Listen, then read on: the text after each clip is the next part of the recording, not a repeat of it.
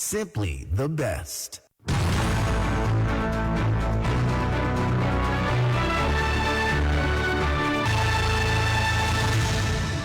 It is midday here in Accra, Ghana. Good afternoon. Welcome to the Midday News here on Starr 103.5 FM.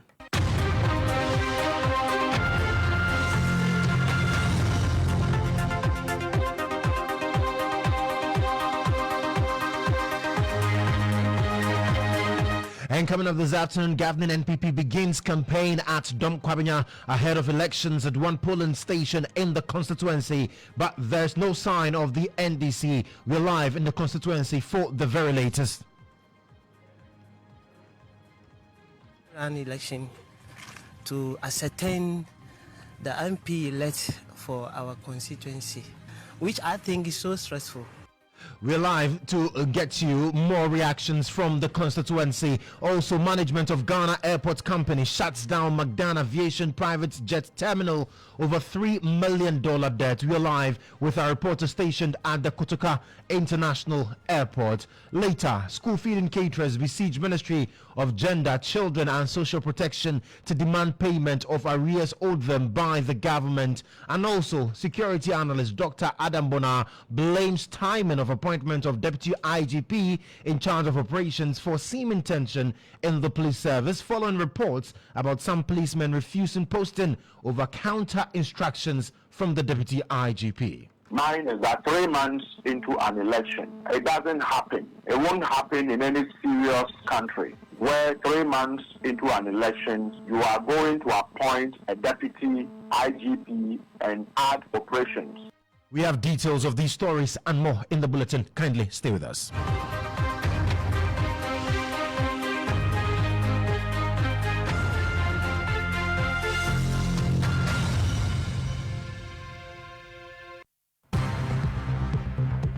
Starr News is coming to you live on Ultimate 106.9 FM in Kumasi, Empire 102.7 FM in Takrady, Zeps 95.9 FM in Zebila, Nissim 100.1 FM in Lamshao, My Star Radio in the USA. Also live on Facebook on Starr 103.5 FM and on starfm.com.gh around the world. This is Starr 103.5 FM. Starr News. Informed, in depth, in touch. Grateful for your company this afternoon. Welcome aboard the Starr Midday News here on Starr 103.5 FM. I am Joshua Kodjo Mensah. Do well to join us on social media because you're streaming live on Facebook at facebook.com/Starr 103.5 FM. Now to our very first story this afternoon, and woes of businessman Daniel Macaulay seem to be deepening as management of Ghana Airport Company shuts down his McDan Aviation private jet terminal over $3 million debt. Now, head of our political desk here at EIB, Ibrahim Alhassan, is at the Kotoka International Airport, and he's joined me with more details on this particular one. So, IB, what we are hearing of is the fact that, well, the terminal has been shut, but really, what are the details? Well, so Joshua, this morning we got wind of this particular story that in the private jet terminal here at the Kotoka International Airport, owned by businessman Mr. Macaulay McDan, has been put under lock and key. And so we made our way here and realized that at the main entrance to this particular terminal, you are greeted by 2 police officers, uniformed police officers. Their mission there is simple.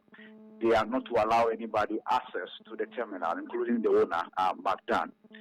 The reason is that management of the Ghana Airport Company, through its MD, had written countlessly to management of McDan Aviation to honor a number of obligations financially.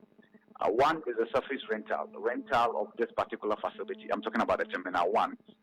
The other one will be payment for 5 acres of land acquired by McDan, closer to the Action Chapel. And that payment for these particular pieces of land have equally not been made. And so the amount involved runs into a little over $3 million. And so what management of the Ghana Airport Company Limited decided to do was to shut down Terminal 1 and insist that until payment is made, that terminal will not be allowed to operate. And so when I came here, I attempted getting to find out whether some staff of McDonald are even in the structure, in the building, in the terminal. The answer is a simple no. And that will not be surprising because obviously many companies are on break for the Christmas. Nonetheless, there's supposed to be a terminal for private jets and also some other jets operated by McDonald Aviation. And if you know very well that Christmas comes with holidays, partying, and merrymaking, businessmen and women are expected to be traveling from one country to the other. So therefore, this particular terminal is not supposed to be under lock and key. But of course, that's what we've gathered. We've been engaging the divisional union chairman for the Ghana Airport Company Limited Union, which falls under the Public Services Workers Union, Alhaji Abdul Isaka Bamba, who has thrown the weight of the union behind the decision by management. And that's because, Joshua, this is not the first time this matter is coming up. We've done stories on DH1 TV and on Starr FM about the workers here raising issues about the inability of McDonald to honor these financial obligations. And that was way back last year. And so to the workers, this action is long overdue. And that if the previous management had taken such actions, they will not be here talking about over $3 million debt. And so the question from the union leadership is that this fate that has befallen McDonald might not remain with William McDonald, and that there are other business partners of the Ghana Airport Company Limited who are owing the company, and that if those entities do not honor their debt obligations or their financial obligations, they will throw their weight behind management to visit them with a similar fate by locking up their facilities. And so, Joshua, if you make your way to the Kodjo International Airport, Terminal 1, today, and you intend using the private jet terminal, and that's McDonald Aviation, you will be met with by two police officers who will not allow you access to the facility. Joshua. So clearly, you and I know that I don't have access to the terminal assistance now. But grateful for the reports there. And you did indicate that as it stands now, the staff of the terminal are not operational, like they are not working, they are nowhere to be found. No. In fact, if you peep into the terminal proper, what you see is a number of private jets that have been parked there, hangar. There's no movement whatsoever. And even if anybody is in the facility, the Terminal 1 facility, and a person wants to exit, you have to walk on the tarmac and go all the way to Terminal 2. Terminal 2 is for the domestic airlines to be able to exit. Those who know airport, that used to be a terminal for international flight for arrival and departure. With the movement of international flight to Terminal 3, Terminal 2 then became the terminal for domestic travel, going to Tamale, going to Sudan, going to Kumasi. So if you happen to find yourself within the presence of Terminal 1, where the McDonald Aviation operates, and you want to exit, you have to go to Terminal 2 and exit. So there's no movement whatsoever within Terminal 1 as we speak, Joshua. Very well. Ibrahim Al-Hassan, thank you. We'll leave you to monitor events there and then give us updates as and when. But what we also do have in our possession is a letter written by the Managing Director of the Ghana Airports Company Limited, Yvonne Nana Ifri Opare, Mrs., to the Managing Director of McDonald Aviation as far back as July 18, 2024, where the company allegedly owed an amount of about 4.125 million cedis to the Ghana Airports Company. And let me read to you excerpts of that letter, which says that our records indicate that your reputable institution is indebted to Ghana Airports Company Limited as at July 18, 2024, with respect to the following. And it talks about rentals, which is 735,000 Ghana cedis, and an amount in cedis, and then amount in dollars, $4.125 million. Now, you are hereby entreated to make full payment with full in capital letters of your indebtedness by close of business August 2, 2024. Kindly note that the amount mentioned above excludes electricity outstanding. Again, note that the above balances might include withholding tax, and therefore you are required to submit any withholding tax certificate due us. Please be reminded that failure to make payments by the date indicated above will leave us with no option than to take the necessary actions to recover the amounts owed. And that's the statement from the letter, rather, from the managing director of the Ghana Airports Company, Mrs. Yvonne Nanefri-Opare, to the managing director of Magdan Aviation as far back as the 18th of July 2024. So that's the situation there with Magdan. We'll keep an eye on that development and bring you more. But let me take you to Dom Kwabenya, because the governing NPP has begun its campaign in that constituency ahead of elections at one polling station. Now, it follows decision by the Electoral Commission to have a rerun of polls at the Abokobi Women's Development Training Center, following what the EC has now come to disclose as a record of the December 7 elections on a wrong form. Now, here's a wrap of how things transpired on Saturday. Constituency election results have been heavily contested due to various reported irregularities at the Abokobi Presby polling station. The results from the polling stations were filed out on a training declaration form instead of an official one, which led to their rejection. In order to resolve the issue, the Electoral Commission met on Saturday at the Greater Accra Regional Office to recollate the results in contention. After the recollation, the Director of Electoral Service, Dr. Srebo, disclosed that they would report their findings to the Electoral Commission to officially determine the need for a rerun. The Commission has rejected one, so we have to come and add the two and see what happens. So when we added the two based on their statistics, the difference between the two candidates is now 165. Then the one that was rejected, the total number of voters was 669.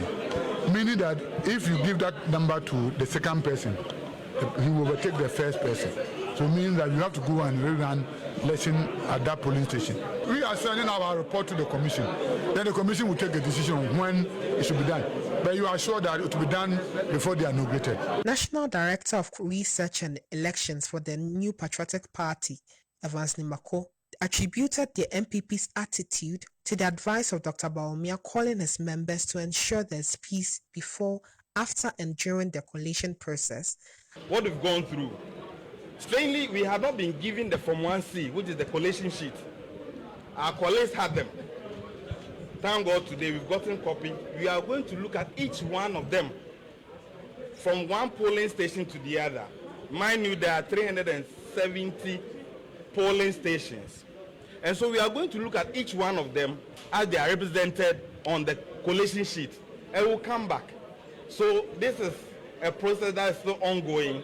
The decision from the commission is that there's going to be a rerun in that polling station, and that's what we are going to do. However, Deputy Director of Elections and IT for the National Democratic Congress, Dr. Tanko, disputed the decision of the EC, arguing that Faustina Akuguru's initial lead of over 1,154 votes, and considering that 689 total votes at the polling station in question, renders a rerun unnecessary. We have not reached any final conclusion on this yet, because they themselves, they have problem with their additions.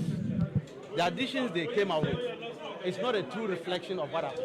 You remember when they did the declaration on the D-Day, interestingly enough, they had soft copies of the results of the 3 polling stations.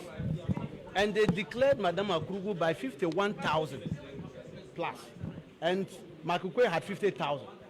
So there was a difference of 1,154.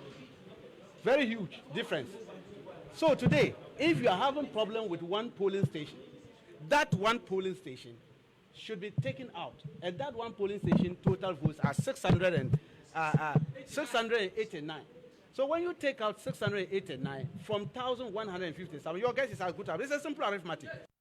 So you heard the Deputy Director of Elections and IT of the NDC, Dr.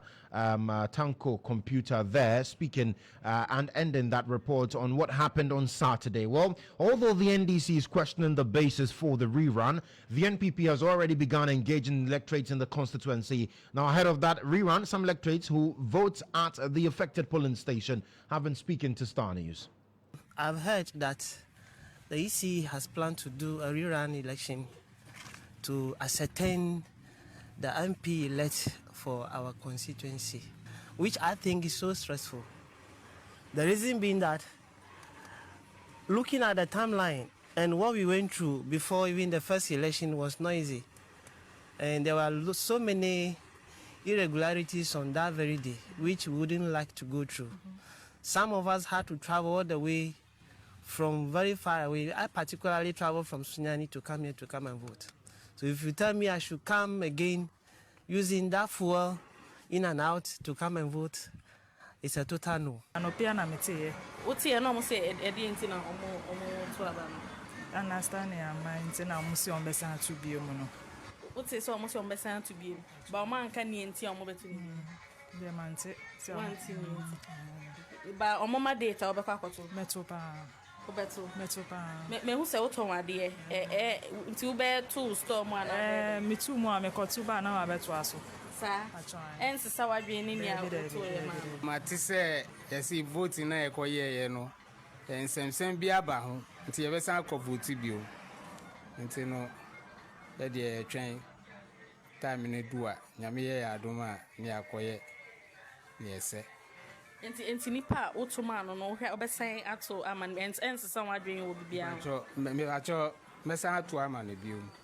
So you heard residents in the area talk of the Abokobi Women's Development Training Center. But let's get to the polling station and engage my colleague Senna Ajato. She's been on the grounds since morning. Senna, thank you so much for joining me. So really, what is the general mood of the people at that polling station?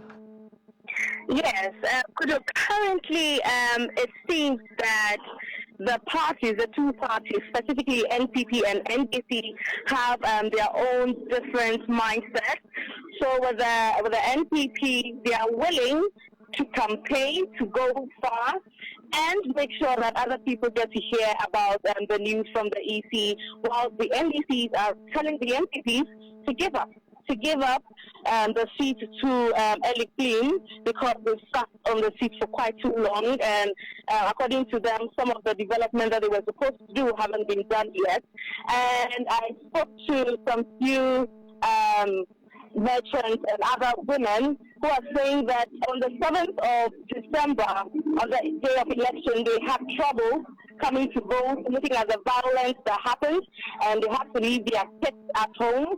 They don't want to repeat that again, and they are saying it's going to be quite stressful for them to do that all over again. But then they are also considering with the fact that if they don't vote, someone else is going to vote on their behalf. So they will try their best to do that. But currently, they are saying that anything can happen, especially since the EC hasn't given a specific date. Looking at the mood, Christmas and all, they are saying they could travel at any point. So they are saying that it's not a good thing and that the EC should reconsider and then put other measures in place. Yeah. Great. But earlier reports you sent indicated that the NPP particularly is already campaigning in the constituency or in the at the polling center. Really, how are people reacting to that? And what did you cite the NDC also doing same? So the NDCs are not doing that at the moment. It's just the NPP. They have the organizers, they have their former chair, they have other big people amongst them. Some of them don't even vote here. They are EC officials, and they have put it upon themselves to do that. According to them, they know that some of the mistakes that came up from the officials in connection to the current discrepancy. They are saying that even though they know it's their fault, that's what they are saying. Because of that, they want to do the campaign. They want to reign. And they are saying that Mike is going to win this time around, and they are not accepting the current results. Right. But then if the should finally pronounce who the winner is, then they have no problem at all. But now they are going to be witnesses at the moment. Senator, thank you so much for the report from Abokobi, where the EC is strongly considering a rerun of the elections in that polling station, which forms part of the Dom Kwabenya constituency before official results are declared. Now, what we do know from the camp of the EC is that the rerun, if it should happen, will definitely happen before the swearing in of MPs, which is something that would be seen happen around the 6th of January 2025. This is still the Midday News here on Starr 103.5 FM. Let me now cross over to the Ministry of Gender, Children and Social Protection, because scores of caterers operating under the school feeding program have besieged the offices of the Gender Ministry, demanding payment of arrears owed them by the government. Now, this is not the first time we are seeing an incident of this nature, as over the years we've seen major picketings at the Ministry of Gender, Children and Social Protection over the issues regarding school feeding. Now, this time around, we'll get to know exactly their reasons, even though you're told they're demanding arrears. How long have these arrears been in place? We'll be speaking to our correspondent, or our man on the grounds, Obed Kingaglo. He's joined us from the Ministry of Gender, Children and Social Protection. So, Obed, talk to me about the numbers of these caterers. Where are they from? And really, what are the demands?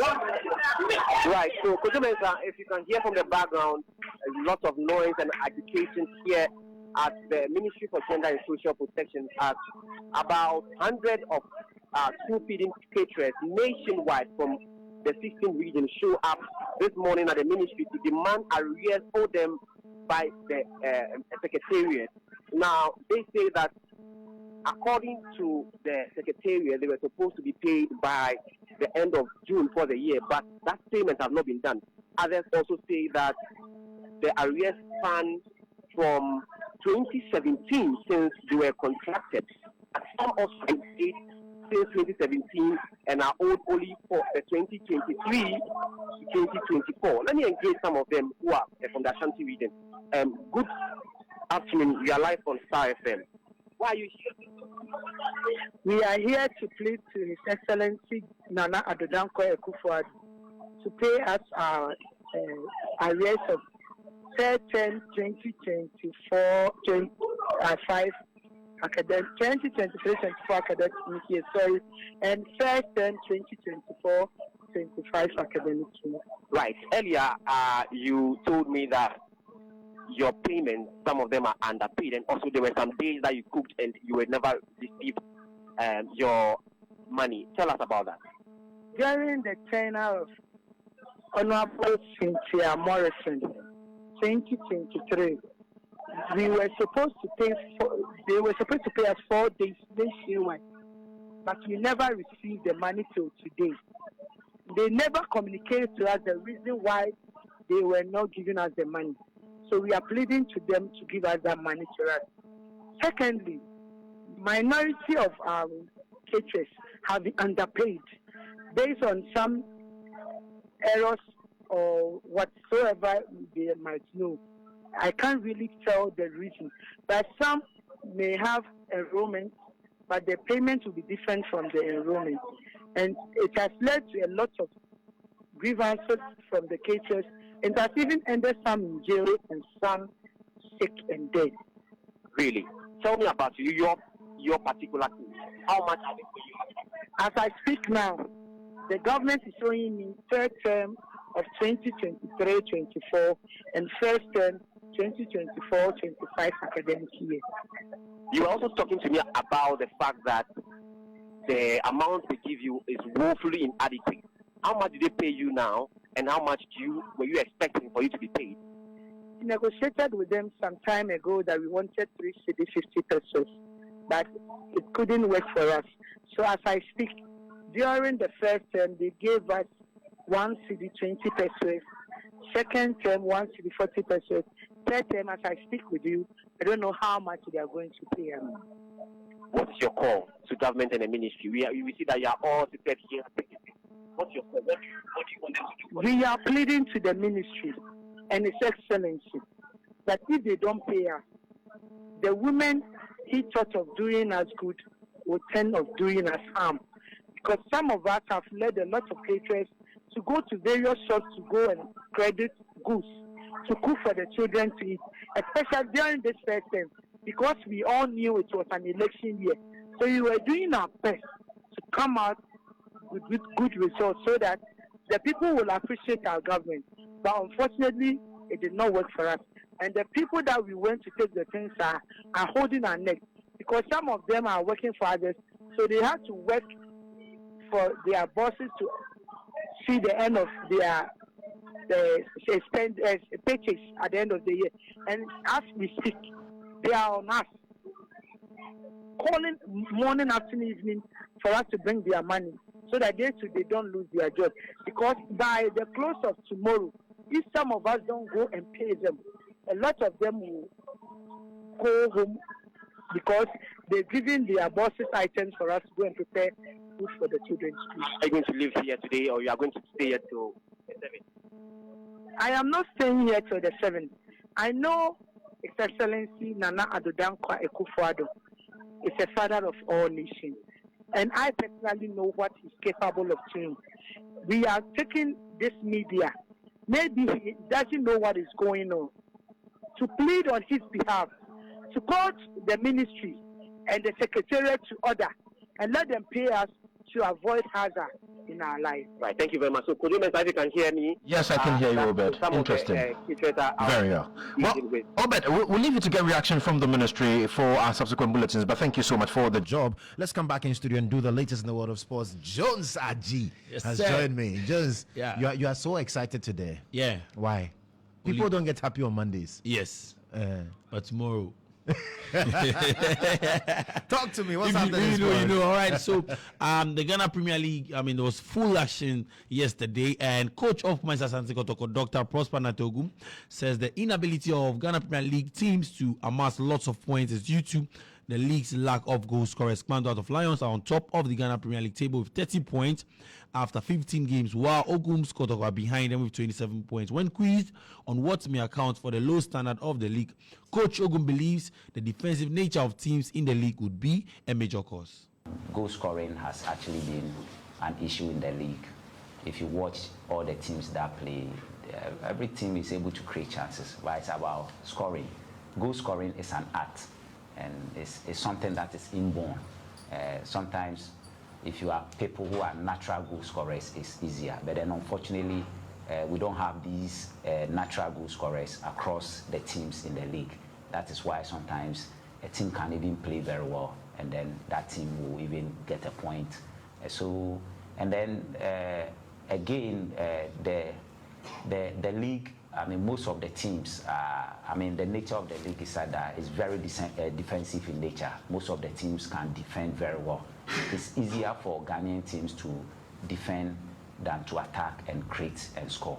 It's very easier for teams. So I think looking at the solidity, the compactness in the defensive structure of all the teams that play in the league, it makes it very difficult to score. So that's why you see a lot of teams, picking points or sharing points instead of winning. Sometimes a team plays very well, but then they are unable to win. So I think, one, we don't have the natural goal scorers across the teams in the league.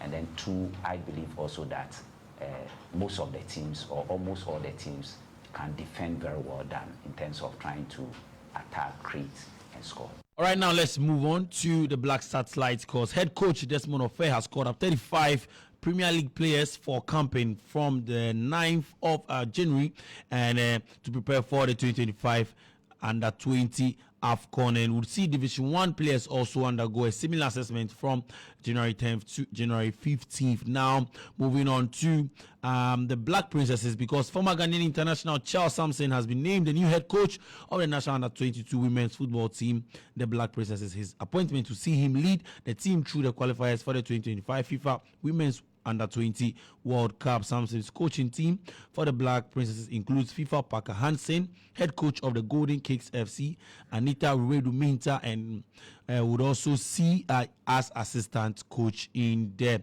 And then let's end off with some action in the English Premier League tonight. We'll see Ipswich take on Chelsea, Aston Villa take on Brighton, and then Amorimbo, Manchester United would come up against Newcastle United at Old Trafford. That's all for sports. My name is Jones Aji.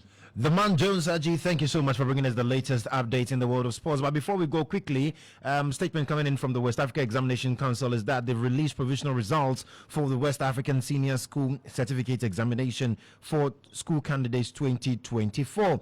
And it says that the council would like to caution all its stakeholders to be wary of fraudsters who promise to upgrade results for a fee. Candidates are to note that WAEC results are secured and can be authenticated using its results verification system. The WAEC QR code can be downloaded and used to verify results. So for those of you who need to access your results, if you wrote WASI this year, just go to www.waecgh.org and you would be definitely sure to get your results. But that's how we draw the curtains on the midday news here on Star 103.5 FM. There's more news at starfm.com.gh. I am Joshua Kodjo Mensah.